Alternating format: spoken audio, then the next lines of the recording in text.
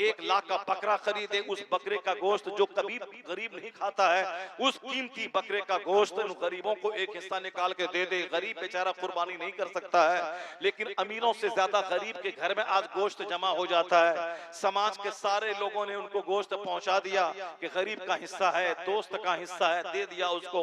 तो हमने कुर्बानी की, हमारे हिस्से में 10 केजी गोश्त आया और 10 केजी हमारे यहाँ एक दिन में खत्म हो गया। उस गरीब के घर में 50 केजी गोश्त जमा हो गया, क्योंकि हमारे पास 10 ही केजी है एक हिस्से का गोश्त, और वहां तो समाज के सारे लोगों ने उसको गोश्त भेज दिया। गरीब का हिस्सा, गरीब का हिस्सा, गरीब का हिस्सा, 50 केजी गोश्त जमा हो गया। बड़े बड़े शहरों में उस गोश्त को अब वह सुखा सुखा के रखता है, 2-3 महीने तक खा लेता है। इसीलिए कुर्बानी है कि क्या कहा हाफिज आशिक ने, तो कुरान शरीफ की आयत में आया है कि अल्लाह तक उस जानवर का गोश्त नहीं पहुंचता है, अल्लाह तक वह जानवर का चमड़ा नहीं पहुंचता है, जानवर का खून नहीं पहुंचता है। क्या पहुंचता है? तुमने जिस नीयत से कुर्बानी की, अल्लाह उसी तेरी नीयतों को देखता है। अल्लाह तक नीयत पहुंचती है, अल्लाह तक आपका इरादा पहुंचता है, अल्लाह तक आपका तकवा पहुंचता है। कुर्बानी अल्लाह के लिए किया है, चाहे जितना पैसा लगे लगे, मगर कुर्बानी हम पर वाजिब है, करनी है। तो फिर ये जो आपने 10,000 रुपए लगा के जो जानवर ज़बह किया, ये 10,000 जो दिया है, दिल से जो दिया है, वह दिल में जो कैफियत है, वह कैफियत अल्लाह तक पहुंचती है कि आज इन्होंने माल अल्लाह की राह में खर्च किया है, कल जरूरत पड़े तो अपनी जान भी अल्लाह की राह में कुर्बान कर देगा।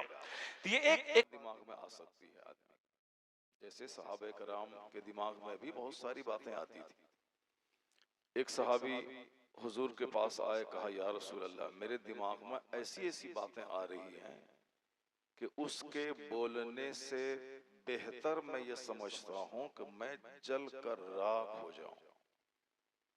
यानी जो बात मेरे दिमाग में आ रही है, जो वसवसा पैदा हो रहा है, उसके बोलने से बेहतर है कि मैं जल कर राख हो जाऊं। यानी उसको जबान पे नहीं लाऊं, उसके बोलने से बेहतर यह है कि मैं जल कर राख हो जाऊं। आप समझ सकते हैं कि सहाबे कराम जो जन्नती टीम है, जिनके जन्नती होने में कोई शक नहीं है, कुल्लुम वअदल्लाहुल हुस्ना, अल्लाह ने सारे सहाबा को जन्नत का सबसे वादा कर लिया। सारे लोग जन्नती। वो जन्नती आदमी क्या कहते हैं कि मेरे दिमाग में जो बात आ रही है, उसको बोलने से बेहतर यह है कि मैं जल कर राख हो जाऊं। तो हुजूर ने क्या कहा, यही तो तेरे ईमान की दलील है, यही तो तेरे ईमान की दलील है कि तुम उस वसवसे को बुरा समझते हो, और यही तुम्हारे ईमान की पुख्तगी की दलील है। मतलब ये हुआ कि दिमाग में बातें चाहे जैसी भी आ जाए, लेकिन बंदा हक पर कायम रहे और बुरी बात को बुरी समझता रहे, उसको जबान पे नहीं लाए, दूसरों के सामने बयान नहीं करे, और अगर हक दरियाफ्त करने के लिए बयान कर सकता है, उसको गलत समझते हुए तो बयान करना बुरा नहीं है। जैसे किसी बंदे के दिमाग में ये आता है कि मरने के बाद कुछ नहीं होगा, मर गया, खत्म हो गया, चाहे आग में जला दे, चाहे कब्रिस्तान में दफन कर दे, बदन सड़ जाए, ये बात दिमाग में आ सकती है। बहुत सारे लोग बोलते भी हैं कि मरने के बाद क्या होगा नहीं होगा कौन जानता है, इसी दुनिया में सब कुछ है। अगर कोई इस पर यकीन उसका जम गया, दिल से मान लिया कि मरने के बाद कुछ नहीं होगा, तो कुरान हदीस की रोशनी में वह शख्स काफिर है, यानी मुसलमान नहीं है, वो जहन्नमी है। इसलिए कभी भी दिमाग में बात तो आ सकती है, लेकिन उसको हक नहीं समझना है, उसको जबान पर नहीं लाना है। अगर हक समझते हुए जबान पे ले आए तो उसी वक्त बंदा काफिर हो जाएगा। अगर वह शादीशुदा है तो उसकी बीवी भी उसके निकाह से निकल जाएगी। इसलिए जो लोग इस्लाम नहीं लाए हैं, वो जो चाहे बोले, जो चाहे खाएं, जो चाहे पिएं, जैसे चाहे रहें। लेकिन जो मुसलमान हैं, अब वो रिस्पॉन्सिबल हो गए, जिम्मेदार हो गए। अब बोलने से पहले वो सोचेंगे फिर बोलेंगे, कि ऐसा ना हो कि कोई जुमला जबान से बेखबरी में निकल जाए, ईमान भी लूट जाए, निकाह भी खत्म हो जाए, उस बंदे को पता भी नहीं चले। इसलिए मोमिन सोच समझ के बोलता है और पहले तौलता है कि मैं जो बोल रहा हूं उसके बोलने का रिएक्शन क्या होगा, ईमान रहेगा या ईमान जाएगा। इसलिए हदीस में आया है कि फल यकुल खैरन और लियसमुत। गांव देहात में ये सारी बातें बहुत चलती हैं, इसलिए मैं ये आपके सामने रख रहा हूं। हदीस में आया है कि मन काना युमिनु बिल्लाहि वल यौमिल आखिर फल यकुल खैरन और लियसमुत। ये बुखारी शरीफ की हदीस है, कुरान के बाद सबसे जो बड़ी किताब है। क्या आया है कि जो मुसलमान है, मोमिन है, या तो अच्छी बात बोले या चुप रहे। बस यही एक ईमान बचाने का सबसे बड़ा नुस्खा है। जो मोमिन है, जिसको यकीन है कि मरने के बाद हिसाब किताब होगा, मरने के बाद जन्नत है, मरने के बाद जहन्नम है, मरने के बाद मुझको अल्लाह के हुजूर हर दुनिया के स्याह सफेद का हिसाब देना होगा। ये छोटी मोटी बात नहीं है, ये इतनी बड़ी बात है कि अगर बंदा हकीकत में ये जान ले कि मुझको मरने के बाद हर बात का हिसाब देना है, तो दुनिया में उसकी जिंदगी डरी और सहमी भी होगी। वो दिलेरी के साथ गुनाह नहीं करेगा, जो मन में आए वो नहीं बोलेगा, क्योंकि मरना है। मरने के बाद हर चीज का हिसाब देना है। जो मैं खाया, जैसे मैं सोया, जैसे मैं शादी ब्याह की, जैसे मैंने अपनी जवानी को गुजारा, माल जैसे कमाया, माल कहाँ खर्चा किया, मैंने जो कुछ सुना उस पर कितना अमल किया, ये सारी बातों का हिसाब होगा क़यामत के दिन। जबकि वो हदीस में अक्सर पढ़ के सुनाता हूँ कि क़यामत के दिन बंदे का पांव अपनी जगह से 1 इंच हटेगा नहीं जब तक के 4 चीजों का जवाब नहीं देते। वो 4 में से सबसे पहली चीज है ये जिंदगी, जो कीमती जिंदगी है, किस काम में गुजारी। सिर्फ माल तलब करने में, सिर्फ बच्चों को कूट के लाने और क्या बोलता है उसको लूट के लाने और कूट के खिलाने में कैसे खर्च किया, ये हिसाब होगा। मुसलमान होने के नाते आपको यकीन करना होगा कि क़यामत के दिन बताना होगा ये जो जिंदगी कीमती है किस काम में आपने गुजारी। और ये हवाई बातें नहीं है। जिस तरह मौत एक सच है, चाहे बड़ा से बड़ा टिस्मार खा हो, रुस्तम पहलवान हो, या बड़ा से बड़ा मौलाना हो, कुतुब अब्दाल हो, या जमींदार हो, कोई भी मौत से छूटा नहीं है। सबको मरना है, ये सच है।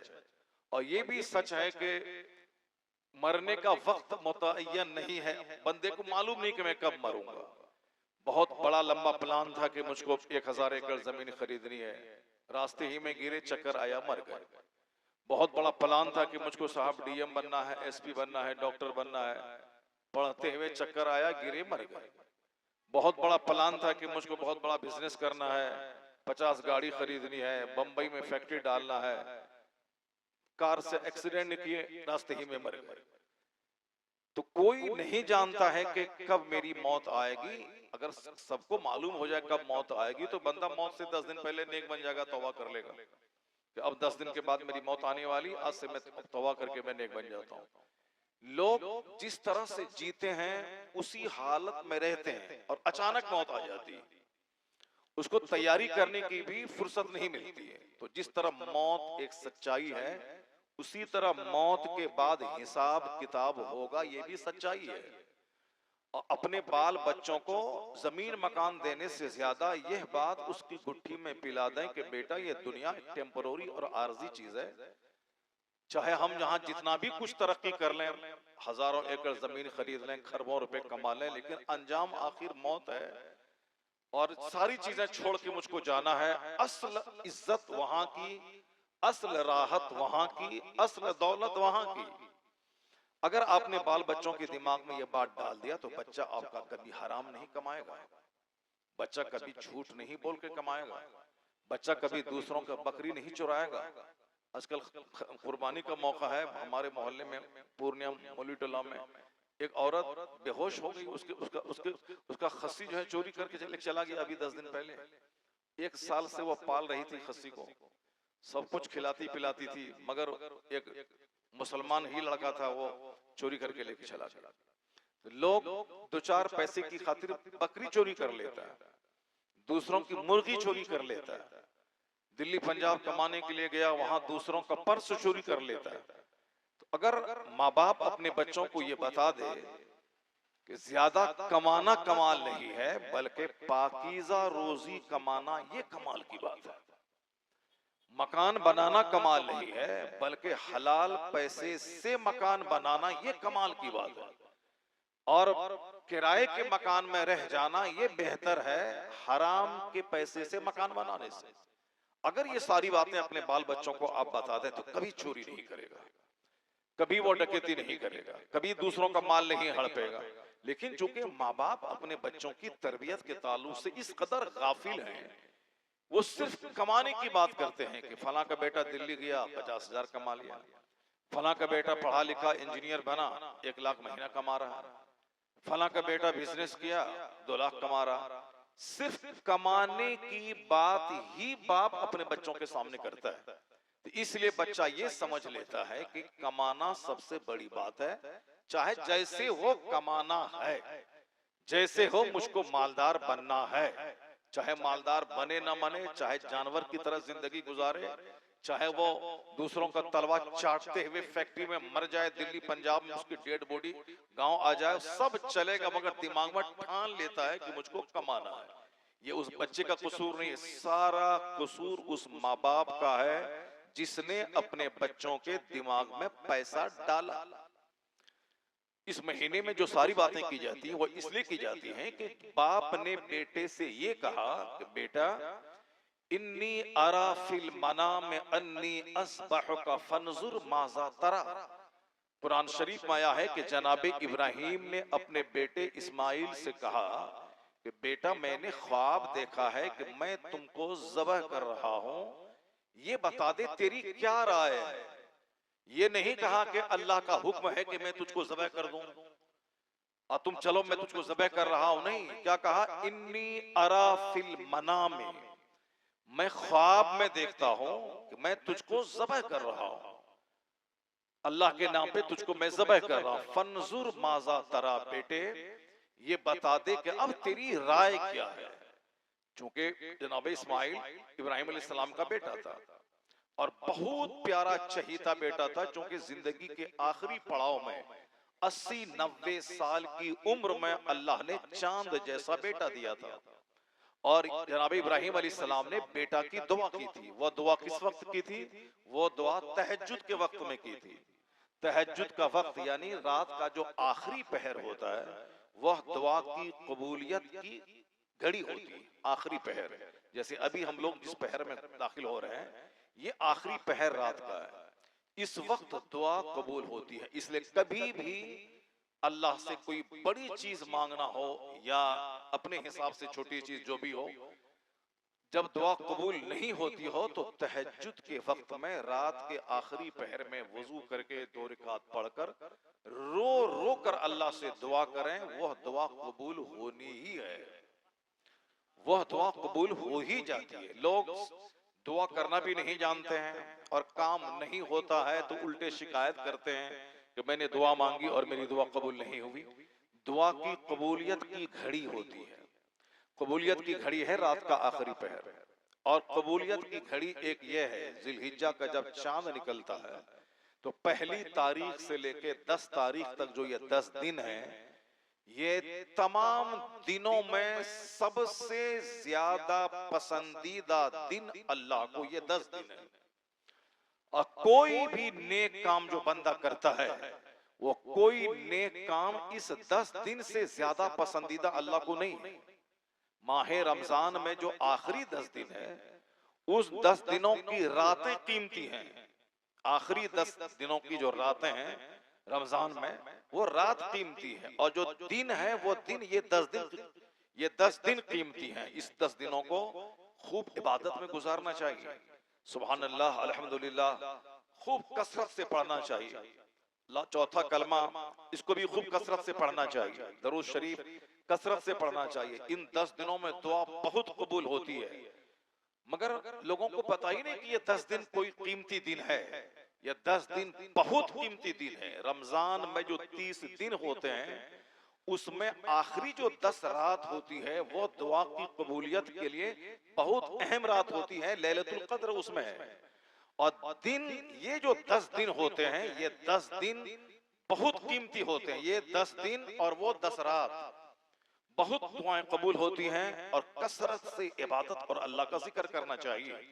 मगर इन दिनों में एक तो मुसलमानों को कुछ मालूम है नहीं। हदीस में आया है कि एक दिन का रोजा 1 साल के रोजे के बराबर है।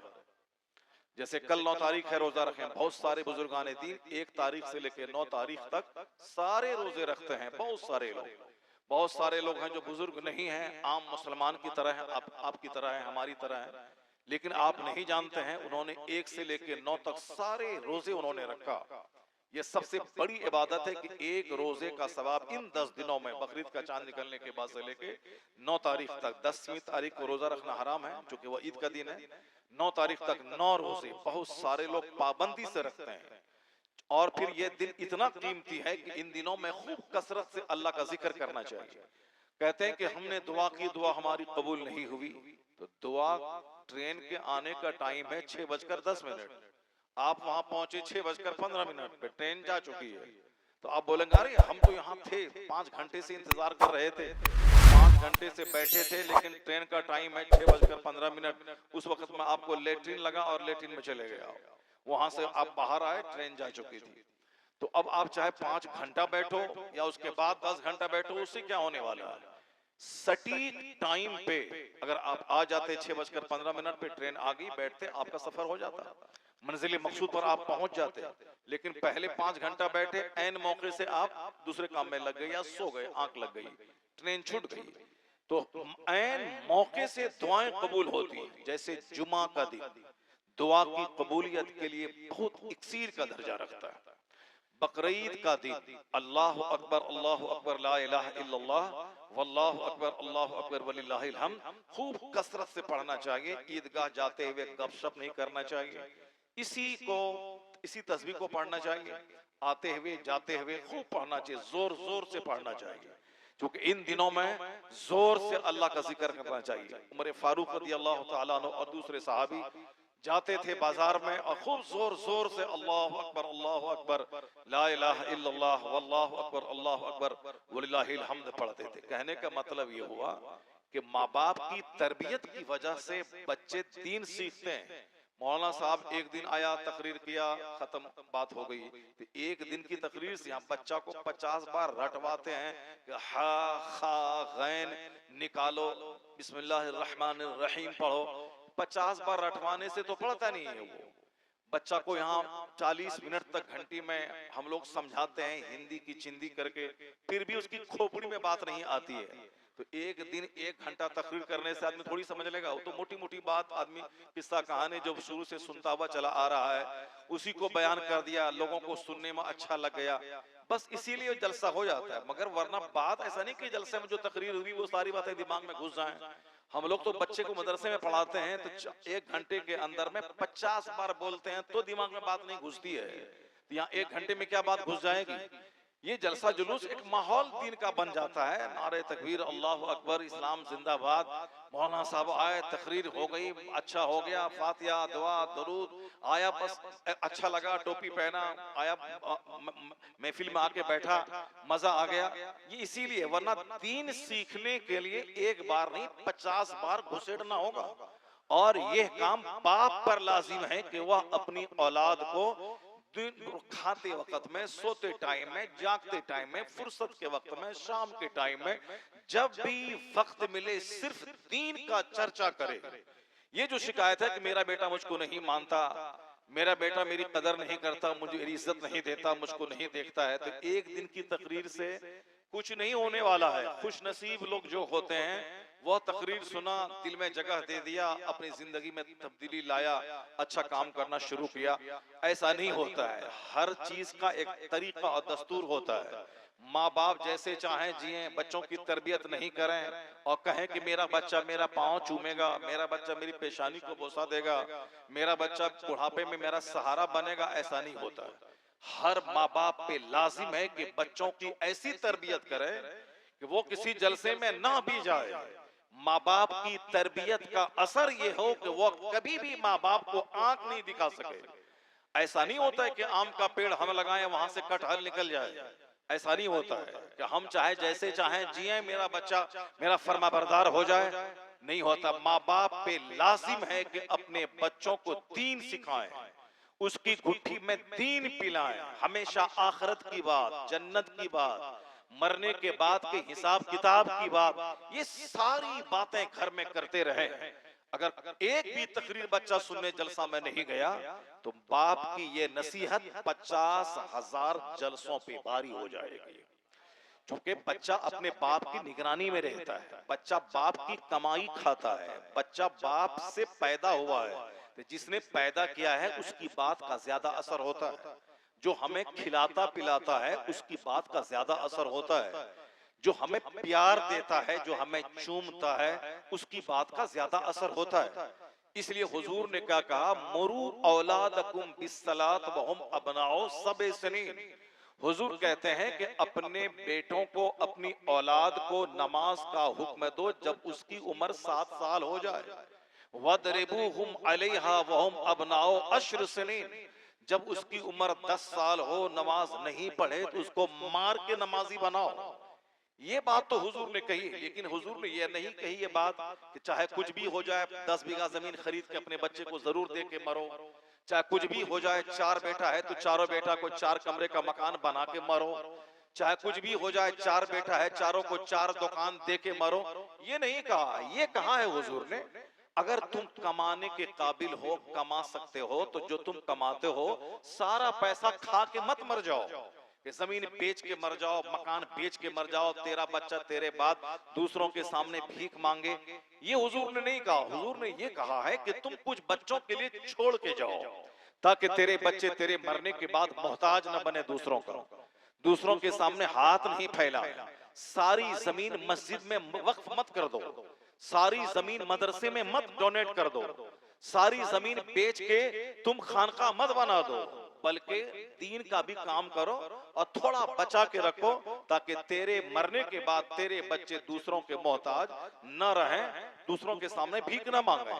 ये एक सबक है कि हम अपने बच्चों को अगर कमाने के काबिल हैं, अगर मेरे पास दौलत है तो बच्चों के लिए छोड़ के मरे, ये अच्छा है। ये हुक्म नहीं है कि ऐसा तुमको करना ही करना, 4 बीघा जमीन दे के मरना ही मरना है। ये हुक्म नहीं है, बल्कि अच्छा है कि तुम अपने बच्चों को मोहताज छोड़ के नहीं मरो। मगर ये हुक्म हुजूर ने दिया है कि मुरू औलादकुम। मुरू मतलब अपने बच्चों को हुक्म दो नमाज का, नमाजी बनाओ। कुल्लुकुम राइन व कुल्लुकुम मसऊलुन अन रइयती। हुजूर कहते हैं तुम में से हर शख्स जिम्मेदार है और जिसका वो जिम्मेदार है उसकी जिम्मेदारी के बारे में उससे सवाल होगा क़यामत के दिन। हर औरत से सवाल होगा कि तुमने अपने शौहर की इज्जत की कितनी हिफाजत की। हर औरत से सवाल होगा कि तुमने शौहर की गैर मौजूदगी में तुमने शौहर की अमानत में खयानत तो नहीं की। हर बाप से सवाल होगा कि तुमने अपनी औलाद को नेक रास्ता दिखाया या नहीं दिखाया। समाज के हर चौधरी, हर सरदार से सवाल होगा कि तुमने अपने गांव में क्राइम को कम करने के लिए क्या तदबीर तुमने की, तुमने कौन सा रास्ता इख्तियार किया। सबसे सवाल होगा। Every one of you is responsible. तुम में से हर कोई जिम्मेदार है और उनकी जिम्मेदारी के बारे में उससे सवाल होगा। मौलाना की जिम्मेदारी है कि वो कुरान पढ़ पढ़ के लोगों को बताए कि ये सच है, ये गलत है, ये हक है, ये बातिल है, ये अच्छा है, ये बुरा है। उनका काम है बताना। अगर ये नहीं बताएगा तो कयामत के दिन इससे सवाल होगा कि तुम जानबूझकर लोगों को हक क्यों नहीं बताया, तुमने लोगों के सामने अल्लाह का पैगाम क्यों नहीं पेश किया। इस मामले में वो मुजरिम ठहरेगा, उसको सजा होगी क़यामत के दिन। इसीलिए आया है कुरान शरीफ में कि वल तकुम मिनकुम उम्मत उम्मा, तुम में एक गरोह ऐसा होना चाहिए कि सारे लोग अपना अपना काम करें। खेती बाड़ी करने वाले लोग खेती बाड़ी करें, बिजनेस करने वाले लोग बिजनेस करें, मकान बनाने वाले मजदूर मकान बनाएं, मैकेनिक अपना काम करे। मगर एक गरोह तुम में होना चाहिए कि जो सिर्फ लोगों को दीन की तरफ बुलाएं, लोगों को इस्लाम का पैगाम पहुंचाएं, ये गिरोह होना चाहिए। वो गिरोह इस्लाम की दावत लोगों को दे, अल्लाह की बात लोगों के सामने सुनाए, लोगों को हिकमत के साथ नमाजी बनाए, लोगों को नेक बनाए, उनके दिल में अल्लाह का डर डाले, उनको बता दे कि ये दुनिया क्षण भर की है, आज है कल खत्म, हमेशा रहने वाली चीज आखिरत है। इसलिए हर आलिम की जिम्मेदारी है कि वो अपने घर में बाल बच्चों की भी निगरानी करे और अपने समाज की भी निगरानी करे। बाकी समाज के जो चौधरी हैं, जो डांट टपट करके, जो दूसरों को डर दिखा के, जो जो जालिमों के सामने हक बोलकर उनको दो चार तमाचा मारकर अगर उनको शराब से रोक सकते हैं, जिना से रोक सकते हैं, अगर उनको क्राइम से रोक सकते हैं, दूसरों पे जुल्म ज्यादती करके दूसरों को तबाह परेशान कर रहा उससे रोक सकते हैं, तो उस पर जरूरी है कि वो अपने पावर का यूज करे, वो अपनी ताकत का इस्तेमाल करे, वो क्राइम से रोके। हदीस में आया है कि वइन रआ फमन रआ मिनकुम मुनकरन फलयुगय्यिरहु बियदी। हुजूर कहते हैं कि तुम में से कोई अगर बुराई को देखे तो उस पर लाजिम है कि वह कोशिश करे कि अपने हाथ से बुराई को रोके। पहला मर्तबा है कि अपने हाथ से रोके, टेना पकड़ ले उसका। तुम जुल्म कर रहे हो, नहीं चलने देंगे। समाज के लोगों को लेके बैठ जाए, ये क्राइम कर रहा है, ये दूसरों को तबाह कर रहा है, दूसरों की बहू बेटी पे बुरी निगाह डाल रहा है, इसकी आदत बड़ी खराब है। चुनांचे समाज के लोग बैठ जाए, उसका डेना पकड़े कि हम देना तोड़ देंगे अगर तुमने ऐसा काम किया। जिसके पास पावर है, ताकत है, वह सिर्फ बोली का इस्तेमाल नहीं करें बल्कि पावर से बुराई को रोक दें। फमन रआ मिनकुम मुनकरन फलयुगय्यिरहु बियदी, यानी अगर तुम में से कोई बुराई को देखता है तो उसको चाहिए कि पहले हाथ से उसको रोक दे। यहाँ मुंह चोर वाली बीमारी पैदा हो रही है। जानता है कि ये क्राइम कर रहा है, मैं इसको हाथ से रोक सकता हूं, जैसे मैं बाप हूं, बेटे को रोक सकता हूं, मैं समाज का सरगना चौधरी हूं, मैं इस गरीब को गुनाह से रोक सकता हूं और मैं उसको डरा सकता हूं। अगर तुमने ये गलत काम नहीं छोड़ा तो फिर तुम्हारी खैरियत नहीं, मैं तुझको इस रास्ते से जाने नहीं दूंगा। मैं अपनी जमीन जो तुझको दिया हूं खेती करने के लिए, मैं उसको वापस ले लूंगा। चुनांचे कोई अगर बुराई को देखे तो चुप नहीं रहे, ये नहीं बोले जो आदमी जो चाहता वो करे, हम बोल के क्यों बुराई मोल लें, हम बोल के क्यों दुश्मनी मोल लें। ये काफिरों के समाज में ऐसा होता है कि जहां बुराई करता हुआ देख रहा है, कुछ नहीं बोल रहा। मोमिन समाज में ऐसा नहीं होगा। यहाँ हर जुमा के दिन मौलाना तकरीर करेगा, ईद और बकरीद में लंबी तकरीर करके साल भर की रूहानी खुराक देगा, महफिले वाज में, मिलाद में की महफिलों में दीन सिखाएगा, मकतब में बच्चों को पढ़ा के दीन सिखाएगा, मदरसे में पढ़ा के दीन सिखाएगा, खानकाहों में लोगों को बुला के तावीज भी लिख के देगा और उसको बताएगा कि अल्लाह का हुक्म क्या है और क्या करना है क्या नहीं करना है। सिर्फ तावीज गंडा दे के 10 टका लेके नहीं रह जाना है। खानका का काम है कि कोई आए उसको दम भी करना है, उसको दुआ भी सिखाना है और उसको डराना भी है। अगर तुमने नमाज नहीं पढ़ी तो क़यामत के दिन तुझसे सवाल होगा, उसको डराना भी है। मदरसे में दीन सिखाया जाता है, खानका में दीन सिखाया जाता है और फिर मस्जिदों में दीन सिखाया जाता है। ये सारे मराकिज हैं। आलिमों का काम बंद नहीं होगा चाहे एक बंदा माने ना माने। जैसे अजान बंद नहीं होगी चाहे एक भी नमाजी मस्जिद में आए ना आए, कयामत तक अजान होती रहेगी, अजान बंद नहीं होगी। ये नहीं बोला जाएगा कि नमाजी ही नहीं आता है तो अजान देने से क्या फायदा है, अजान ना दिया जाए, ऐसा नहीं है। चाहे नमाजी आए ना आए, टाइम पे अजान होगी। अजान का मतलब ही है कि आओ कामयाबी की तरफ, आओ नमाज की तरफ।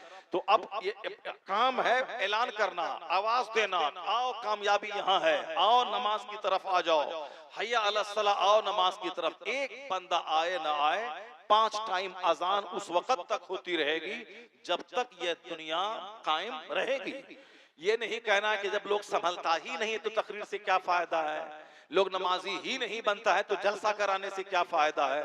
हमारा काम है प्रयास करना, हमारा काम है कोशिश करना, हमारा काम है स्ट्रगल करना। आज नहीं तो कल, कल नहीं तो परसों मुमकिन है कि अल्लाह ताला लोगों का दिल बदल दे, लोगों की सोच बदल दे। बार बार सुनते सुनते कुआं पर बार बार पानी पड़ता है तो पत्थर घिस जाता है। कुआं में रस्सी कितनी नर्म नाजुक होती है, वो रस्सी डोल अगर बार बार अंदर जाए ऊपर जाए वो पत्थर घिस जाता है, वहां दाग नजर आता है। यह दिल ही तो है, बार बार अगर अल्लाह का जिक्र सुनेगा, बार बार बुजुर्गों का चर्चा सुनेगा, बार बार वो कुरान हदीस की बात सुनेगा, ये पत्थर दिल नर्म और मोम बन जाएगा। इसलिए ये कहना कि नमाजी नहीं बनते हैं तो जलसा कराने से क्या फायदा है, ये सड़ी हुई बातें हैं, ये बिल्कुल गंदी बातें हैं।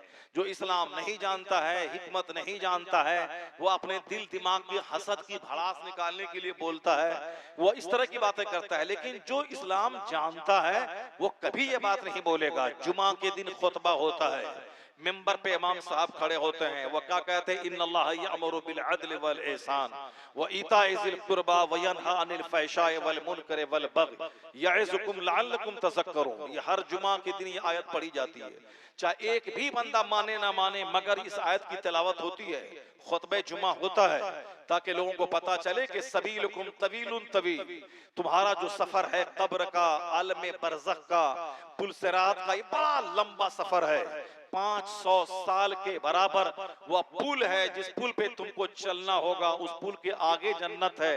500 बरस का रास्ता है, वो रास्ता लंबा है, तेरे पास सफर का खर्च ही नहीं है, तेरे पास तोशा नहीं है, ज़्यादा सफर नहीं है। लंबा सफर हो तो लंबा सामान चाहिए ताकि उस सफर में काम आए।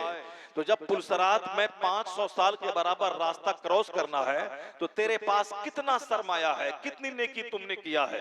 बुराई एक दिन में 1 लाख हो जाती है, किसी को गाली दे दिया, माँ बाप को कड़ी निगाह से देख लिया, दूसरों के घर में कूड़ा करकट डाल दिया, दूसरों की जमीन पे साहब एक बालिश जमीन उस पर हटा करके उसमें अपना खूंटा गाड़ दिया, दूसरों के पेड़ से आम तोड़ लिया, दूसरों के खेत से खीरा तोड़ लिया, दूसरों के मक्के का भुट्टा तोड़ लिया, दूसरों को गाली दे दिया, दूसरों की गीबत कर दी, दूसरों की बुराई बयान कर दी, दूसरों की दौलत देख के चिढ़ने लगे, दूसरों की गरीबी का मजाक उड़ाने लगे, दूसरों का नाम बिगाड़ के बोलने लगे, अपने रिश्तेदारों से चिढ़ने लगे, उनके यहाँ आना जाना बंद कर दिया। ये डेली ये गुनाह हो रहा है, लाखों गुनाह, और नेकी कितनी हो रही है, एक 0/0, नेकी कुछ नहीं है, और गुनाह करोड़ों है। और जहां सफर करना है वो रास्ता बहुत लंबा है, आजादे सफर बिल्कुल 0 है। हमें यहाँ से दिल्ली जाना है 3 दिन, रास्ते में 1 टाका पास में नहीं है, 1 रोटी नहीं है, तो बंदा तो 3 दिन भूखा मर जाएगा, दूसरों से भीख मांगनी पड़ेगी। इसीलिए कहा जाता है कि रास्ता लंबा है, सफर का खर्चा रख लो अपने पास में। हर जुमा के दिन खुतबे जुमा में कहा जाता है, मुसलमान सबीलुकुम तवीलुन तवील, तेरा रास्ता बहुत लंबा है, वज़ातुकुम कलीलुन कलील, तेरे पास जो नेकियां हैं, सफर का जो खर्चा है बहुत थोड़ा है।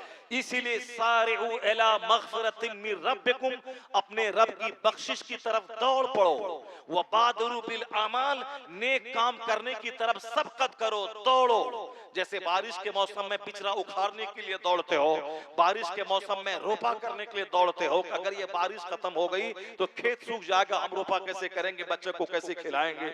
इसी तरह सारे लोग बारिश होने के बाद तेजी के साथ खेत की तरफ दौड़ते हैं ताकि हम उसमें जल्दी से बिचरा डाल दें, जल्दी से बिचरा उखाड़ लें, जल्दी से अपना रोपा कर लें, जल्दी से फसल अपने टाइम पे लगा लें।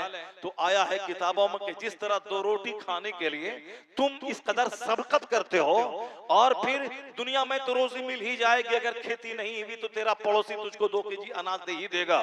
जब समाज वाला देखेगा इसके घर में कुछ नहीं है, तेरा बाप मरे चाहे कुछ भी मरे, तुम यतीम बन जाओ, मगर समाज वाला तुझको तो देख ही लेगा। मगर क़यामत के दिन एक नेकी की खातिर अगर तेरा मामला जन्नत से अटक गया, न वहां बीवी तेरा साथ देगी, न माँ साथ देगी, न बेटा साथ देगा, न पड़ोसी साथ देंगे, न मुरीद साथ देगा, न पीर साथ देगा, कोई साथ नहीं देगा। यौम यफिरुल मरउ मिन अखी व उम्मिही व अबी व साहिबतिही व बनी, कुरान कहता है डरो उस दिन से जिस दिन भाई भाई से भागेगा, माँ बाप औलाद से भागेंगे, औलाद माँ बाप से भागेगी।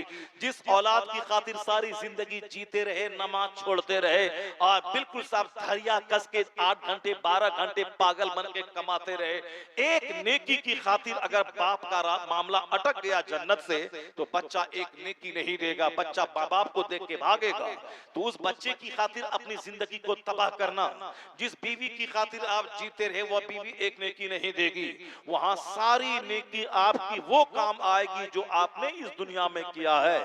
आपकी अपनी नेकी काम आएगी, वहां तो सारे लोग आपसे भागेंगे, कोई किसी का सहारा ना होगा। दुनिया में तो खेती नहीं हुई, गवर्नमेंट की तरफ से दाना मिल जाएगा, गवर्नमेंट नहीं देगी तो समाज में जिसके पास ज्यादा दाना है वो दे देगा, जिसके पास 1000 कुंटल धान है हमारे पास नहीं है तो वो हमको मनसरी के नाम पे, ज़कात के नाम पे, उश्र के नाम पे हमको दे देगा। इस्लाम में एक सिस्टम है कि गरीबों मालदारों से माल लिया जाए, गरीबों में खर्च किया जाए, वो सदक़े फित्र निकाले रमजान में ईद के दिन ताकि गरीबों की खुराक हो जाए। वह 1 लाख का बकरा खरीदे, उस बकरे का गोश्त जो कभी गरीब नहीं खाता है, उस कीमती बकरे का गोश्त उन गरीबों को एक हिस्सा निकाल के दे दे। गरीब बेचारा कुर्बानी नहीं कर सकता है, लेकिन अमीरों से ज्यादा गरीब के घर में आज गोश्त जमा हो जाता है। समाज के सारे लोगों ने उनको गोश्त पहुंचा दिया कि गरीब का हिस्सा है, दोस्त का हिस्सा है, दे दिया उसको। तो हमने कुर्बानी की, हमारे हिस्से में 10 केजी गोश्त आया और 10 केजी हमारे यहाँ एक दिन में खत्म हो गया। उस गरीब के घर में 50 केजी गोश्त जमा हो गया, क्योंकि हमारे पास 10 ही केजी है एक हिस्से का गोश्त, और वहां तो समाज के सारे लोगों ने उसको गोश्त भेज दिया, गरीब का हिस्सा, गरीब का हिस्सा, गरीब का हिस्सा। 50 केजी गोश्त जमा हो गया। बड़े बड़े शहरों में उस गोश्त को अब वह सुखा सुखा के रखता है, 2-3 महीने तक खा लेता है। इसीलिए कुर्बानी है कि क्या कहा हाफिज आशिक ने कि कुरान शरीफ की आयत में आया है कि अल्लाह तक उस जानवर का गोश्त नहीं पहुंचता है, अल्लाह तक वह जानवर का चमड़ा नहीं पहुंचता है, अल्लाह तक जानवर का खुर नहीं पहुंचता है, जानवर का खून नहीं पहुंचता है। क्या पहुंचता है? तुमने जिस नीयत से कुर्बानी की, अल्लाह उसी तेरी नीयतों को देखता है। अल्लाह तक नीयत पहुंचती है, अल्लाह तक आपका हौसला पहुंचता है, अल्लाह तक आपका इरादा पहुंचता है, अल्लाह तक आपका तकवा पहुंचता है। कुर्बानी अल्लाह के लिए किया है, चाहे जितना पैसा लगे, मगर कुर्बानी हम पर वाजिब है, करनी है। तो फिर ये जो आपने 10,000 रुपए लगा के जो जानवर ज़बह किया, ये 10,000 जो दिया है, दिल से जो दिया है, वह दिल में जो कैफियत है, वह कैफियत अल्लाह तक पहुंचती है कि आज इन्होंने माल अल्लाह की राह में खर्च किया है, कल जरूरत पड़े तो अपनी जान भी अल्लाह की राह में कुर्बान कर देगा। तो ये एक सिंबॉलिक चीज है, कुर्बानी सिंबॉलिक चीज है, यानी अलामती चीज है कि जानवर का हुक्म अल्लाह ने दिया है, मैं ज़बह कर रहा हूं, लेकिन मालिक अगर वो दिन दिखला दे, अब हमारी जरूरत इस्लाम को, मेरे खून की जरूरत है, मेरी गर्दन की जरूरत है, मेरे जवान बच्चों की जरूरत है कि जिहाद के लिए इस्लाम की खातिर निकल जाए। तो जिन्होंने जो 10 साल जानवर ज़बह करने की प्रैक्टिस की है, ये प्रैक्टिस उसको इस जिहाद के लिए तैयार करेगी कि जरूरत पड़े औलाद को देने की तो वह संकोच नहीं करे, शर्माए नहीं, बल्कि कुर्बानी का जज्बा उसे बड़ी कुर्बानी के लिए तैयार कर दे। ये एक सिंबॉलिक चीज है जानवर की कुर्बानी, और हकीकत में है अल्लाह के लिए वक्त कुर्बान करना, अल्लाह के लिए माल कुर्बान करना, अल्लाह के लिए टाइम कुर्बान करना, अल्लाह के लिए वक्त देना, अल्लाह के लिए औलाद को डोनेट करना, अल्लाह के लिए जो भी कुछ हो सकता है करना। ये असल में इस कुर्बानी से सबसे बड़ा मैसेज ये मिलता है। अब जरा गौर से सुनिए, दुनिया की खातिर इस कदर जतन है और उस पुलसरात की खातिर कोई जतन नहीं। जहां का एक दिन 50,000 साल के बराबर होगा, उसकी कोई फिक्र नहीं। ये सारी तरबियत की कमी है माँ बाप की, जो अपने बच्चों को बताता नहीं है। हर माँ बाप पे लाजिम है कि बच्चों को आखिरत की बात रोजाना बताए। जब खाना खाने के लिए बच्चा जाए तो बच्चे को बताए कि बेटा दोनों हाथ धो के खाना खाना। ऐसा नहीं कि हमेशा मारने की बात, हमेशा तमाचा मारने की बात, हमेशा डांटने की बात नहीं, बल्कि बच्चों को प्यार करें, खूब प्यार दें। हदीस में आया है, अकरिमू औलादकुम, अपनी औलाद की इज्जत करो, औलाद को अल्लाह का तोहफा समझो। बेशुमार लोग हैं जिनके पास औलाद नहीं है, वो बेटी का मुंह देखने के लिए तरसते हैं कि काश बेटी ही हो जाती, जबकि समाज के लोग बेटी को बोझ समझते हैं। लेकिन औलाद नहीं होने से बेहतर है है कि 10 बेटी ही हो जाए, ताकि मेरी बीवी बांझपन के ताने से बच जाए। समाज की औरतें ना बोले कि बांझ है, ये क्या औलाद की कदर जानेगी जिसके पास औलाद ही नहीं है। ये ताना बड़ा खतरनाक होता है, और इस ताने से बचने के लिए हर औरत पहली फुर्सत में चाहती है कि मैं साहिब औलाद बन जाऊं, और हर औरत की तमन्ना होती है कि बेटी ही सही मगर औलाद हो जाए, ताकि मैं साहिब औलाद बन जाऊं। तो हुजूर ने क्या फरमाया, अकरिमू औलादकुम, अपनी औलाद की इज्जत करो, औलाद को मत कोसो, उसको ताना मत दो कि तू सड़ा हुआ है, तू बेकार है, तू दूसरों के बेटे से बुरा है, तू कुछ नहीं कर सकता है, मार के ठीक कर देंगे, लात मार के बर्बाद कर देंगे, भागो हमारे घर से, तू सड़ा हुआ है। नहीं नहीं, मुमकिन है कि वो एक फल है जो बहुत ज्यादा खुशबू देगा, लेकिन आपने उसको ताना देकर कोस कोस कर लानत मलामत करके उसकी जिंदगी बर्बाद कर दी। इसलिए औलाद की इज्जत करो, यानी उसको प्यार दो, उसकी पेशानी को चूमो, उसको सीने से लगाओ। कब? जब तक वह छोटा है। फिर जब थोड़ा सा बड़ा हो जाए उसकी तरबियत करो, उस खाने का तरीका, सोने का तरीका, कपड़ा पहनने का तरीका, पेशाब पखाना करने का तरीका, बाथरूम ऐसे जाओ, बाथरूम जाओ तो पहले बायां पांव रखो, फिर वहां से निकलो तो दाहिना निकालो, मस्जिद में जाओ तो दाहिना पांव अंदर रखो, वहां से निकलो तो बायां पांव बाहर निकालो, कपड़ा पहनो तो सबसे पहले दाहिनी तरफ से शुरू करो, कपड़ा खोलो तो बाएं तरफ से खोलो, पायजामा पहनना है बैठ के पहनो, कुर्ता पहनना है खड़े होके पहनो। यानी बताना है अपने बच्चों को। ऐसा नहीं कि बच्चा खुद से सीख लेगा। जब बच्चा खुद से सीख लेगा तो आप बाप होने का क्या फर्ज अंजाम देंगे? आप बाप होने का क्या फरीजा आपने अंजाम दिया? आपने क्या किया? बस लूट के लाया, कूट के खिला दिया, जब इधर से लाया उधर बच्चे को खिला दिया। सिर्फ खिलाना कमाल नहीं है, बच्चे को अच्छा इंसान बनाना कमाल है, बच्चे के सामने एक मॉडल बाप बनना कमाल है। बच्चे को नमाजी बनाना है तो सबसे पहले आप खुद नमाजी बने, आप नमाज पढ़ें, जोहर के लिए, असर के लिए, मगरिब के लिए, ईशा के लिए मस्जिद जाएं। ये बच्चा आपको देखेगा, थोड़ा सा इशारा आप करेंगे कि बेटा हम मुसलमान हैं, हम पर नमाज फर्ज है, नमाज पढ़ना चाहिए, बस एक इशारा काफी है। चूंकि बच्चा अपने बाप को देखता है, कड़ाके की सर्दी में मस्जिद जा रहा है, जबरदस्त गर्मी में मस्जिद जा रहा है, तो एक हल्का सा पुश आपने बच्चे को किया, वो आपके नक्शे कदम पर अमल करेगा। अगर आप खुद नमाजी नहीं है, बच्चे को मार रहे हैं, डांट रहे हैं, नमाज पढ़ वरना मार के ठीक कर देंगे, कभी भी बच्चा नमाजी नहीं बनेगा। आप खुद खैनी खा रहे हैं, खुद गुटखा खा रहे हैं, खुद बीड़ी पी रहे हैं, खुद सिगरेट पी रहे हैं, और बच्चे को कहते हैं खबरदार सिगरेट नहीं पिएगा वरना हाथ तोड़ देंगे, खबरदार खैनी नहीं खाएगा वरना हाथ तोड़ देंगे। ये बात कब तक सुनेगा वो बच्चा? उस वक्त तक सुनेगा जब वो 7, 8, 9, 10 साल का है। लेकिन जैसे ही वो मैच्योर होके 15 साल के आगे गया, और अगर आपने बोला कि खैनी मत खा, बोलेगा आप क्यों खाते हो खैनी? आप कहेंगे बीड़ी मत, बोलेगा तुम क्यों पीता है बीड़ी? आप बोलेंगे सिगरेट क्यों पीता है? 18 साल का पहुंचा, वो बोलेगा कि तुम क्यों पीता है सिगरेट? बोलेगा मार के ठीक कर देंगे, तो वो गुर्रा के आंख लेके देखेगा। और जहां आप 40-50 से ऊपर गए और हाथ झूलने लगा, और बेटा आपका 25 साल का जवान हुआ, तो उस वक्त वो बच्चा हाथ उठाएगा, बहुत तुमने हमको मारा है ना, मार के खाल खींच लेंगे, चुपचाप यहाँ सोए रहो, बैठ के रहो। ये क्या है? ये आपकी बोली बच्चा बोलता है। चूंकि जब तक बच्चा छोटा था वो आपकी बोली सुनता रहा, उस वक्त उसके पास ताकत नहीं थी, वो आप पर आश्रित था, आप पर आधारित था, आप पर वो डिपेंडेंट था, इसलिए बच्चा आपकी सारी बातें सुनता रहा। लेकिन जैसे ही बच्चा जवान हुआ, ताकतवर हुआ, और आप कमजोर हो गए, अब वो एक एक बात में दांत पीस कर बोलेगा। कहां जा रहे बेटा? वो दांत पीसेगा, बुढ़ा चुपचाप रहो वरना ठीक कर देंगे, वरना खाना बंद कर देंगे, रोटी देना बंद कर देंगे। ये है आप ही का रिएक्शन है, जो आपने बचपन में उसको दिया है वो अब बुढ़ापे में आपको दे रहा है। अगर आपने बचपन में उसकी तरबियत की होती, उसको नमाजी बाप बन के उसके सामने आप हाजिर होते, मॉडल बने होते, तो बच्चे को आपने प्यार दिया होता, अपने साथ खिलाया होता, शफकत का हाथ सर पे फेरा होता, उनको हुजूर की हदीस सुनाया होता, उसको आखिरत की बात बताई होती, तो जब आप बूढ़े हो जाते, अल्लाह की कसम कुदरत का कानून है, अगर ऐसी तरबियत आपने आप बच्चों की वो बच्चा कभी आंख नहीं दिखाएगा, वो बच्चा कभी हाथ नहीं दिखाएगा, वो बच्चा कभी तमाचा नहीं दिखाएगा। वो बच्चा कोशिश करेगा, चूंकि आपने उनको बताया है कि माँ के पांव के नीचे जन्नत है, अब बाप जन्नत का दरवाजा है, माँ बाप की खुशनुदी में अल्लाह की खुशनुदी है, माँ बाप की नाराजगी में अल्लाह की नाराजगी है। माँ अगर दिल से बददुआ दे दे तो बच्चा कहीं का नहीं रहता है।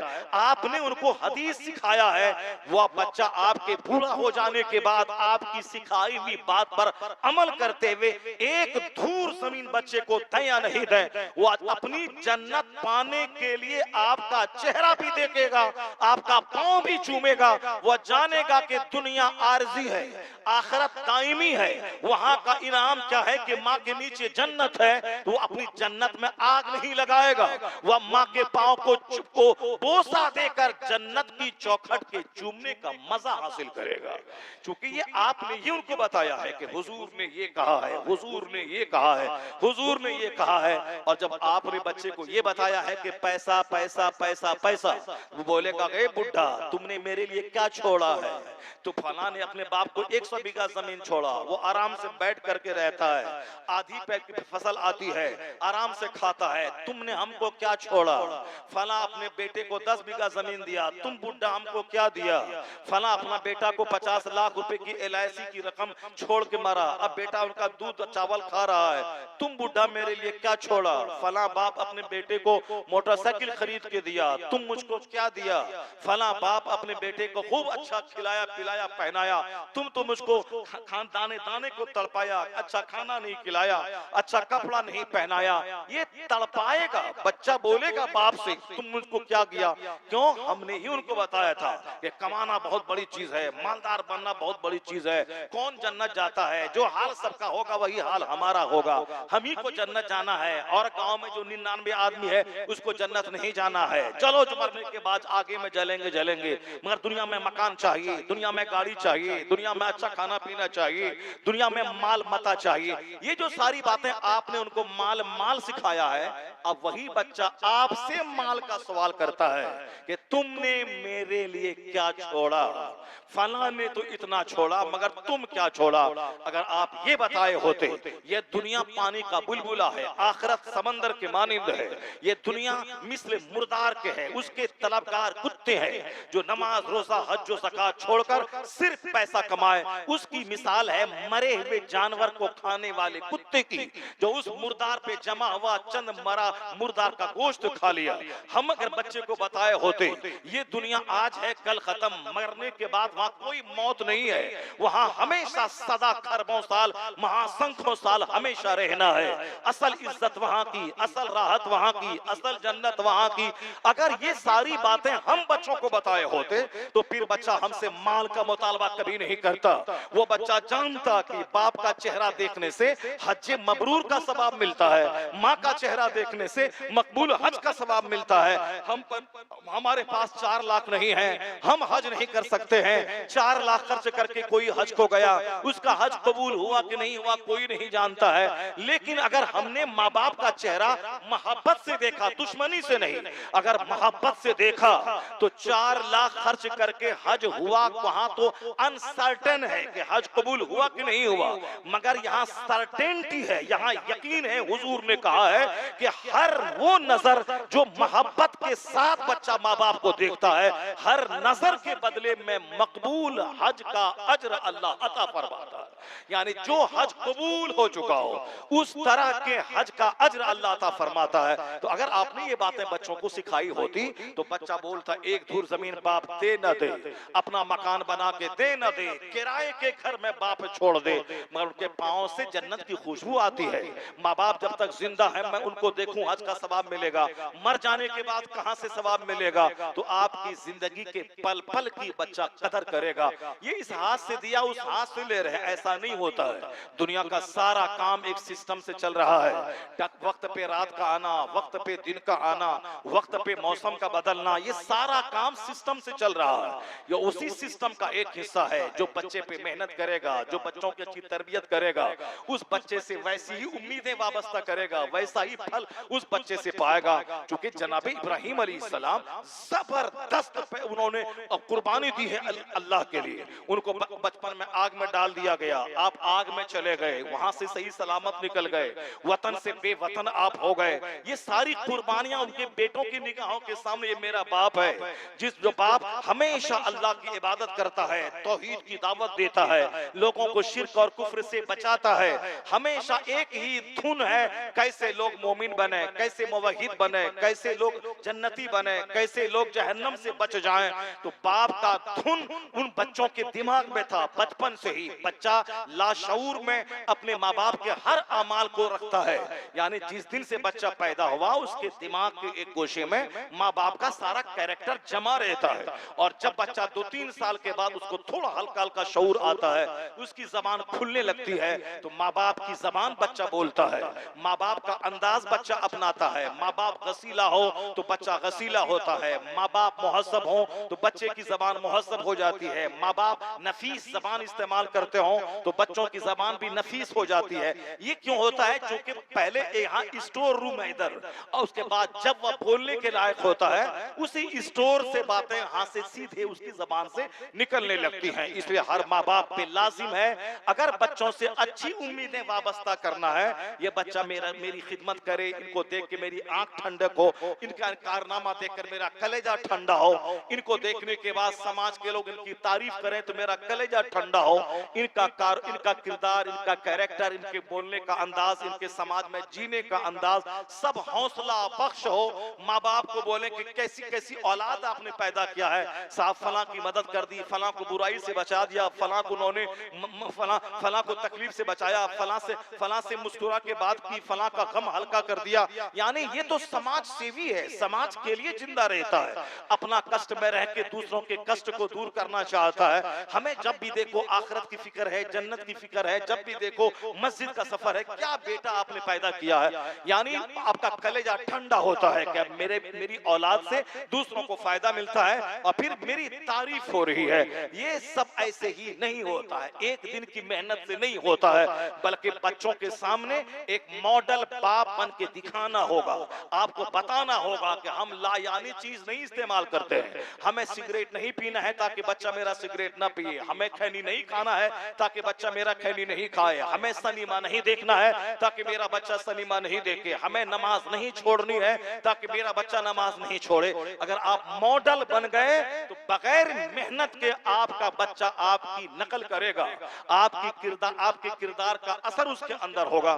जनाब इब्राहिम अलैहिस्सलाम 24 घंटे इसी धुन में रहते थे, किस तरह लोग मुवहिद बन जाए, मोमिन बन जाए। जनाब इस्माइल ने बाप को देखा था, तो अब जब बाप ने कहा बेटे से कि बेटा मैं ख्वाब में देखता हूं कि मैं आपको ज़बह कर रहा हूं अल्लाह की राह में, बेटा नहीं बोला कि ये कैसे होगा, क्यों ज़बह करेंगे आप हमको, क्या बात है, कौन अल्लाह ने कहा है क्या, कुछ नहीं कहा। बेटा मैं आप